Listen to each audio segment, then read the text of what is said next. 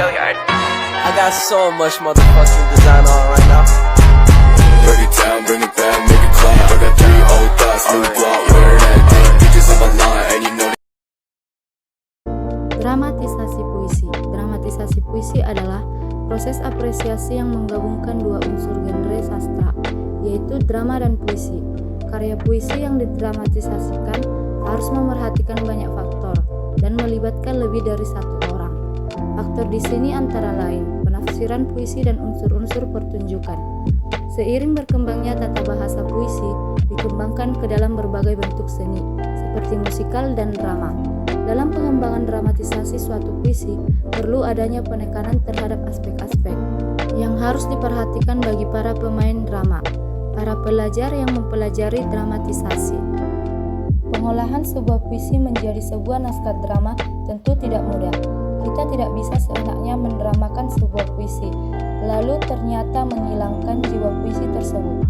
Hal tersebut tidak dibenarkan karena tujuan mendramatisasikan sebuah puisi justru untuk memvisualisasikan puisi tersebut, membuatnya menjadi lebih hidup, dan membuatnya menjadi lebih bisa diapresiasi dan dipahami oleh pembaca maupun penonton.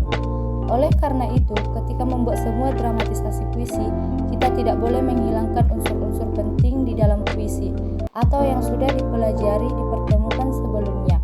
Kita juga tidak boleh menambahkan unsur-unsur lain yang tidak sesuai dengan jiwa puisi. Unsur-unsur lain tersebut misalnya membuat dialog baru yang sama sekali tidak ada di dalam puisi, atau bahkan menambahkan adegan baru yang bisa mengaburkan isi puisi. Cikal bakal dramatisasi awalnya muncul di hari-hari kemerdekaan. Biasanya menjelang upacara puncak 17 Agustus, sekelompok orang bersikap sebagai pejuang dengan bambu runcingnya dipadukan dengan pembacaan puisi. Maka gemuruh di lapangan seakan menjadi situasi peperangan para pejuang kemerdekaan yang endingnya adalah teriakan merdeka merdeka.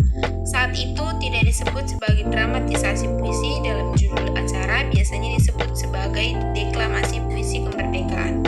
Dalam prosesnya kemudian muncul kritik terhadap kegiatan semacam itu, khususnya mengenal kebutuhan puisi itu sebagai puisi.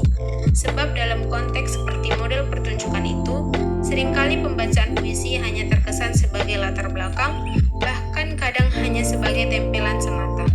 Keagungan pembacaan puisi jelas terganggu, bahkan tujuan pembacaan puisi-puisi itu sendiri mengalami kegegeran.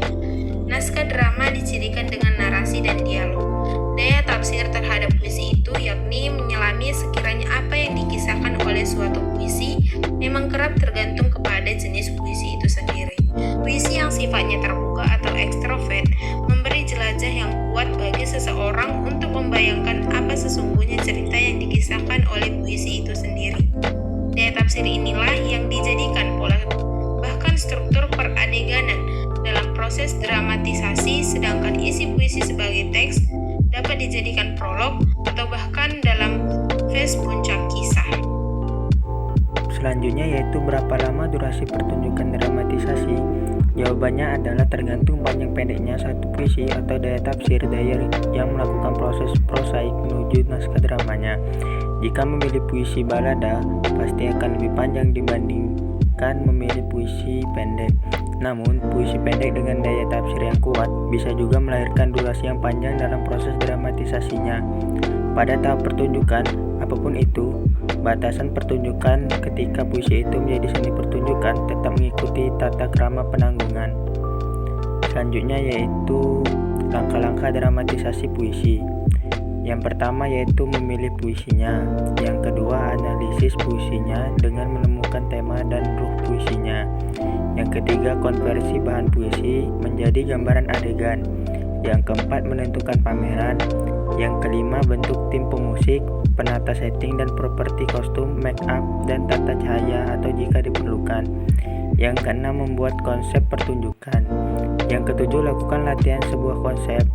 Yang kedelapan, rencanakan acar dan tempat pertunjukan. Yang kesembilan, tentukan penonton dan buat undangannya. Terakhir, sajikan pertunjukan dramatisasi sesuai dengan diskusinya. Kesimpulan, sebagian besar puisi yang disajikan dalam bentuk dramatisasi puisi biasanya memiliki sedikit dialog serta karakteristik drama. misalnya tokoh, alur cerita, latar, dan lain-lainnya.